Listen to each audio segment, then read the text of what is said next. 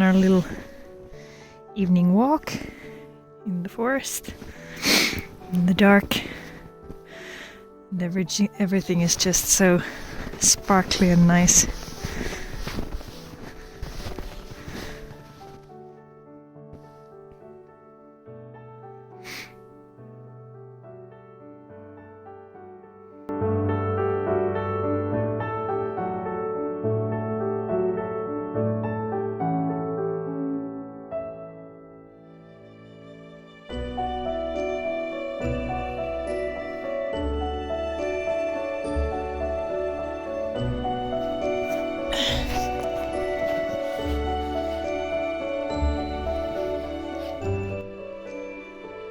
Up.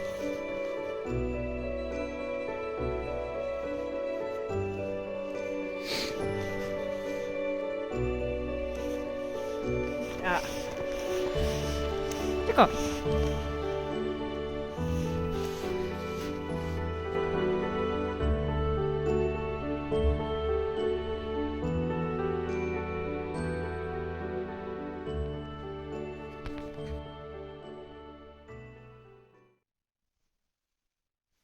A little bit of a snowstorm here last night.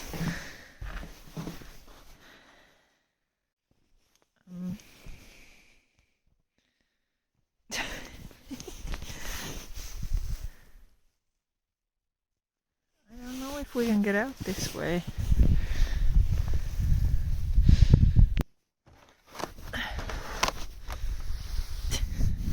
Up! Up, up!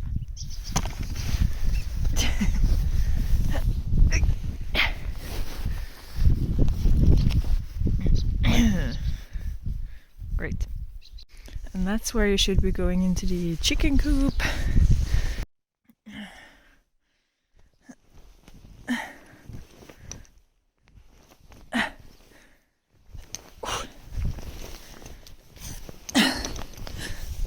Fred, go! Whoop. Go, go, go, go! Go, go, go, go! Fred, come! Ah.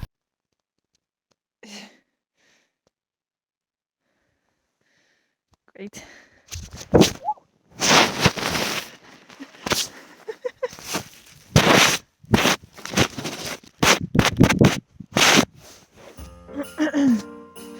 Are you guys okay?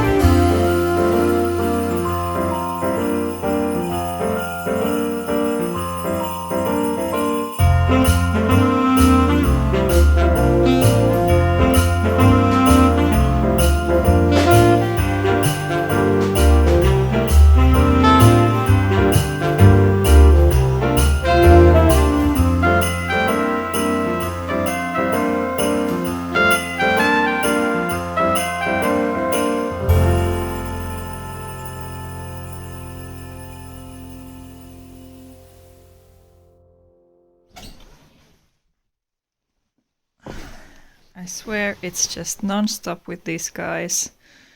We've had so many issues, and the latest one is that I recently found that we have red mites. And if you're familiar with chicken mites, you know that they are nearly impossible to get rid of because they do not live on the chickens, they live in the structure of the coop. So that's gonna be a big project. Hi, editing me here. So another issue I had with the chickens, which I never properly addressed. If you're wondering why you can see I have the chickens sectioned off into two groups, it's because the two young roosters finally got into a fight about who is going to be second in command with Elvis. And I found the grey rooster a little beat up one morning. Luckily, he recovered completely, so he's fine now. But I decided it's safest to keep these two roosters separate because they are the same age and clearly they fight over power. So I gave the grey rooster 2 chickens of his own, and he's been really good with them. And Odin is happily second in command, and so far he gets along well with Elvis. He will get out of Elvis's way, and they share the chickens just fine. So, but that's another issue. So always something. Okay, back to the video. But what I'm going to try first is I cleaned out all their nests, and then I got this Dry Max bedding treatment. It says for cows, but this is what they recommend to put around the coop, and what it does, it is it will basically make the mites kind of slowly dry out. So I'm going to put some in their sand bath and then some in their nests, because that is where they are primarily at, and we'll see if that does anything. It's minus 20 degrees right now, so I can't really move them anywhere else either. I have to have them in here in the warm chicken coop. So hopefully they will hold out until spring, and then I can give them actual medical treatment once we move them over to the summer coop.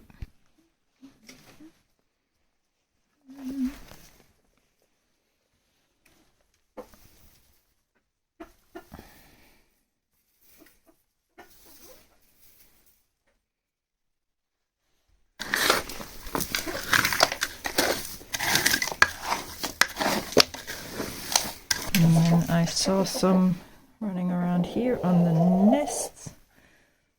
So I'm just going to put some here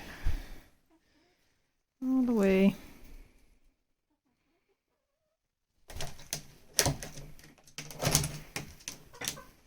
Around it. And you're helping me, yes.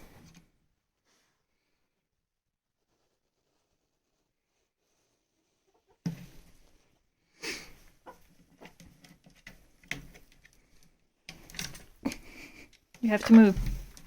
Move.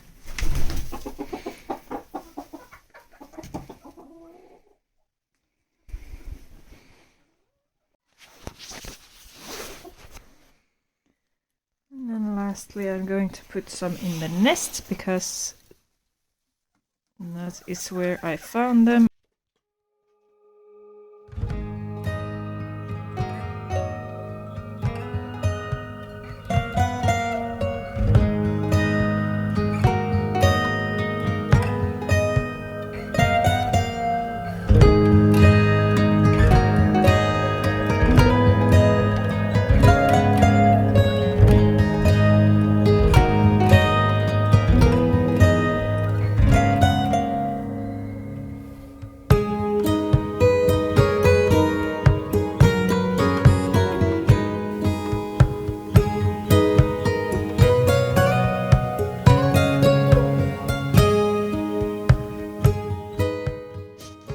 This painting was actually one that I started a year ago, and I just never finished it.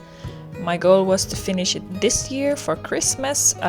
Surprise, surprise, I still didn't finish it because I decided to make all my Christmas presents myself. So instead of painting this, I ended up crocheting, I think, 8 beanies, and I made some bookmarks, and I crocheted a pair of slippers, and so on and so forth. So still not finished, but I'm really going to try to finish it before the winter ends.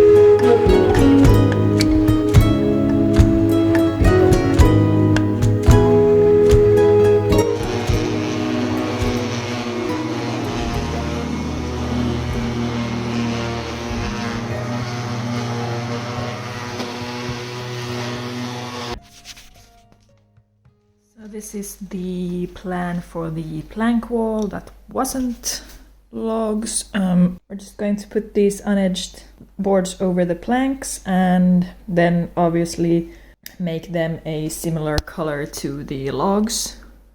And I'll have to do something about this door, probably just paint it for now.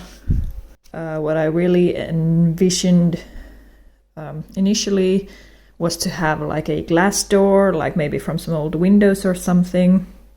The bunny room is on the other side, so that would be kind of nice. But for now, it's just going to be like that. So yeah. But I think this is going to look really nice and make this wall a lot more interesting with these types of planks instead of these basic ones. So these are the paints that we decided to use. It's called Ula, and the reason I wanted to go with these paints is because they are the most ecological option, and they are also oil-based, so they don't have any plastic binders in them, and so that would mean that they allow the walls to actually breathe, which is very important for old houses, obviously. So my plan is to do a sort of lime wash style with a darker and a lighter paint, and then kind of blending them together and making it look sort of like a stone wall, I guess. So the shades I ended up picking would be the Hure. It's a sort of neutral, maybe a little warm gray. And then for the darker shade, I picked Lava, which is also a sort of warm gray. Yeah, also the base color that we did is also Ula. We just decided to put two coats of base color so that the actual colored paint won't soak into the drywall.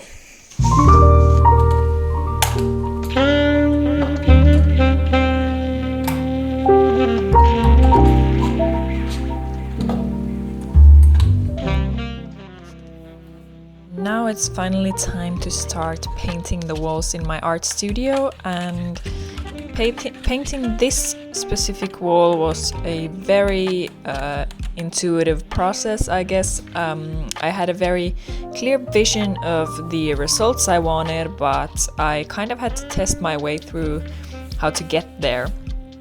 And I think I will make a separate video where I go more in depth into how I achieved the look that I did. And initially I also planned on doing the same effect for the 2 other walls, but I ended up deciding to actually make them a plain light color instead, because this wall is pretty dramatic and I'm really pleased with how it turned out.